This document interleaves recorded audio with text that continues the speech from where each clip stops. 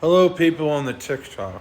I know this is like my second video I'm doing tonight, but I guess we can call this story time with Thegreatvortexwizard, I guess, where I tell a story about certain instances in my life that I'm willing to, talk about, and I never forget. And this one starts like any other morning. I wake up. Actually, so here's the story I wanted to tell before I get into talking about said story. So, this would have happened. I've already been in high school about that for a month now at this point, and it's your average morning. I think it was a Friday, and it was September 7th, and it started like every other morning for me. I woke up at 5:30 because back then I woke up early a lot.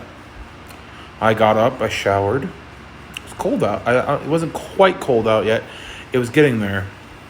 So I got up, got dressed, showered, all that.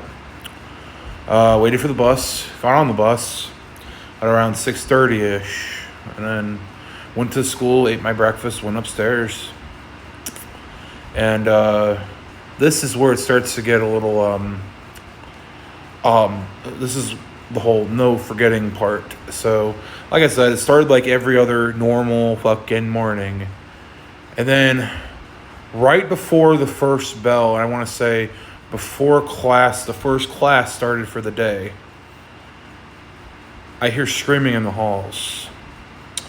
Now, my reaction to that at first was, oh, it's probably some, girls play screaming. Maybe they're playing with each other, like practical jokes and all that.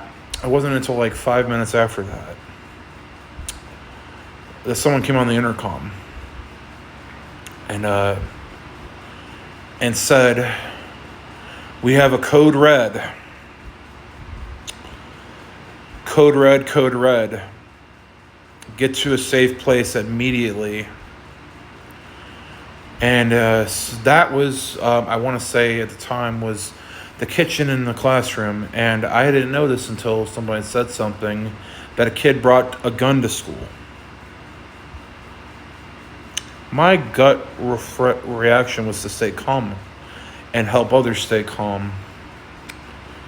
So we were in the classroom kitchen for about a good 30 minutes before officers came upstairs, guided us down safely, making sure that they took care of the situation they needed to be taken care of right away. And I remember it raining that day. And we had to walk across this field in the rain, mind you, to this church across the way from our school. It was a Christian church.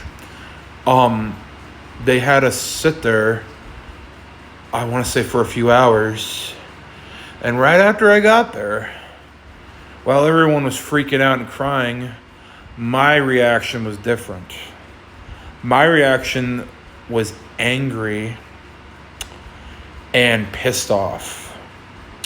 My gut throat reaction wanted to go back there and punch the living shit out of that kid because he ruined my fucking day. I didn't do that. We weren't allowed to leave for a few hours. So me and millions of other students that were at the school that day were all at the church. We can't leave. My brother was sitting next to me, I think, through some of it. We couldn't even leave for a while. And it was harder on more people than one, but it was really hard on me and my brother for sure. She's my sister now. She's transgender, but this was all within a span of a few hours. Went from a really, really good morning, a normal morning, just like every other morning was for me when I got up and went to school. And then that day happened. I found out later, because I read some article, that the father of the kid bought him a gun for his birthday. you know. And the father also went to jail, along with his son, which I don't know what happened to him after all that happened.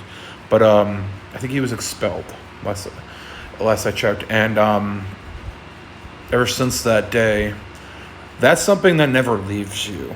That's something that leaves emotional, psychological scars. Now, me, I wasn't, I didn't see any of this. But the screams are something you never forget. That's how you know something's wrong. That's how you know something has happened. Something bad has happened. I met the dude who tackled the kid to the ground. He fired 2 shots at the ceiling. 2. Well, at least that's what the reports say. And nobody was hurt, thank God. But it could have very well gone that route. And I had to say, that teacher had some balls. And this all happened on a normal Friday morning, September 7th, 2012, and around 7 o'clock in the morning, 7:15 in the morning, right before the first bell. And that, everything changed after that. Right after that, I heard the screams. I didn't know what to think of it at first, because it went dead quiet for about 2 minutes. 2 minutes, it went dead quiet. I was the whole room was quiet, and my whole entire classroom, quiet. I didn't even say anything. I'm like, what the hell? Why is it so quiet? Then that's when the code red happened. That's when the code red was announced over the intercom. What are you supposed to think? A 14-year-old kid witnessing what he sees in front of him firsthand and doesn't know what to do with that information. Most people would freak out. Me, I'm good at processing certain information. But I, that day, I think was more angry than I was scared. Yes, it's a scary thing, but I was a very, trying to keep straight face, trying to make sure everyone's calm, my classmates are calm. And that's when that very day is when I reconnected with somebody who was my enemy for the longest time, and we became kind of friends. We talked a lot here and there, and that's when we kind of decided to squash our beef, basically. It's funny how one certain event in your life brings you a new friend in the process. That is a day I will never forget till the day I die. September 7th, 2012. Thank you for listening. I am the Great Vortex Wizard, and I am out.